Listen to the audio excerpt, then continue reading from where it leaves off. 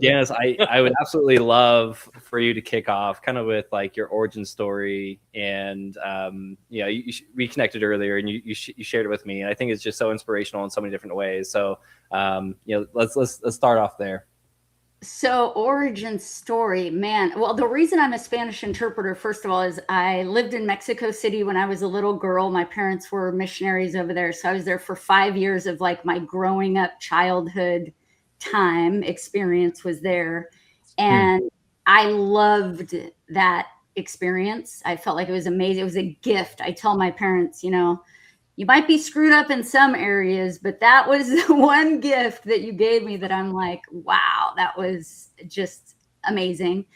And then got married really young, have two amazing kids that are now adults, and thought I was going to be married forever, as I think most of us do when we get into a marriage, and then ended up going through a divorce about 12 or so years ago.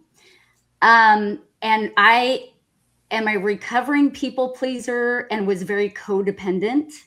So it was very earth shattering, just like, which way's up? This way's up. No, that kind of thing. Yeah.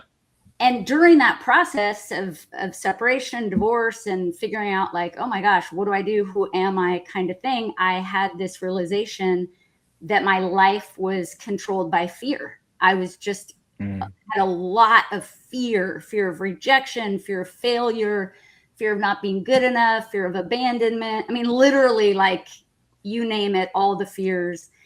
And I did a lot of therapy, different types, which I highly recommend. So not just the cognitive behavioral, but a lot of other types. And in that process was like, well, if I'm trapped by fear, the ticket to freedom is to actually walk through those fears, which is also terrifying. Like, it's all fear. But I made a vow I was going to do one thing every year that really pulled me straight out of my comfort zone.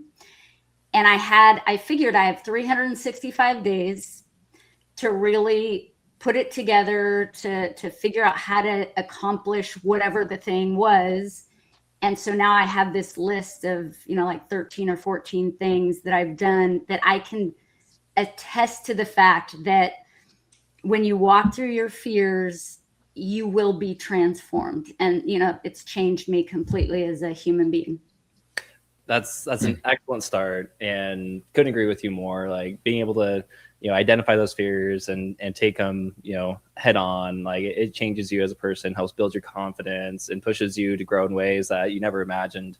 So hats off to you for going down that path and down that journey. Perhaps we could circle back to something that you mentioned to me earlier about your childhood in speech and debate. There was a story that you shared with me I think would be helpful for our audience to hear. And also for me, as you shared the story, I had like so much respect for you given what you do now. So take us back to, that time in your life.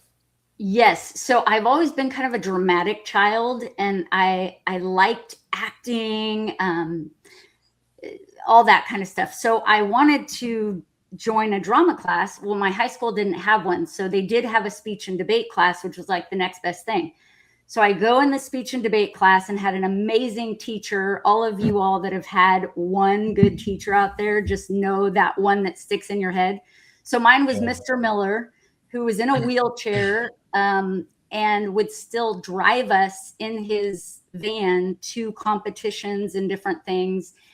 And so I ended up competing in some speech things, competitions. And one of them, it was like a Lions Club thing. And it was a 5-minute speech. And I made it to the finals. And I know this thing like the back of my hand because I've been practicing and practicing. But when you're in the finals, you don't get your little note cards. And also, it's a much bigger audience because people invite people. So I'm standing there. I'm the first person up to give my speech. And about a minute in, my brain just like glitched and just went blank. And I just stand there and you hear a pin drop in that room. I mean, I can still just vividly remember the feeling and just the environment. So I just put my head down, waited. It probably was like 10, 15 seconds of just silence. And then finally something popped into my head and, you know, I finished the speech, but I lost the competition.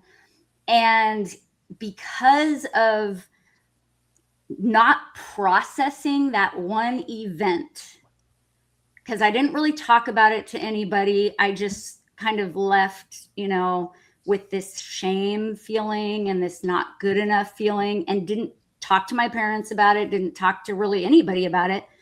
And I didn't speak publicly again for about 20 years because of that experience, and feeling so like loss of control and disappointed with yourself, all that stuff. So when I was doing this 1 fear per year thing, a vow, one of the first things I said was public speaking. I got to get back, because I really do enjoy it once I get over the fact that I'm terrified about judgment or being seen sometimes or all that stuff. I do really like it. So I joined Toastmasters and just started speaking again. And the point of messy action is even to this day, I can stand up. Even in Egypt, I stood up and I will start, not every time, but most of the time I get very shaky. You know, some people say, oh, I sweat, I stutter, different things. Yeah. Mine is this involuntary, just like almost a convulsion. Like I just start shaking crazy, like, and so I usually have to kind of hold on to something or steady myself. But I'm telling you, I really don't care anymore, because I know that nothing is worse than living in that prison of fear. And I truly want to encourage other people that really feel trapped. Like it's a lie. And we are here to live our best lives. Everybody has a purpose and different passions. And like, we're here to explore all of that and do it despite the fear.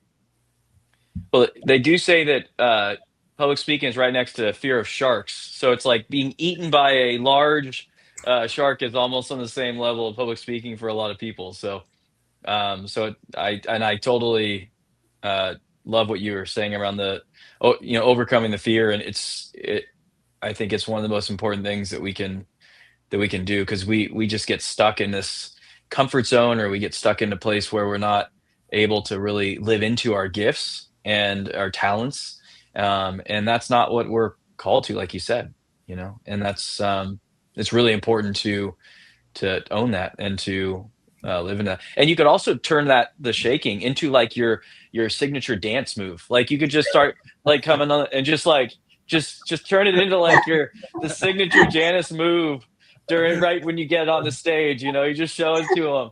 I'm just showing you guys my moves.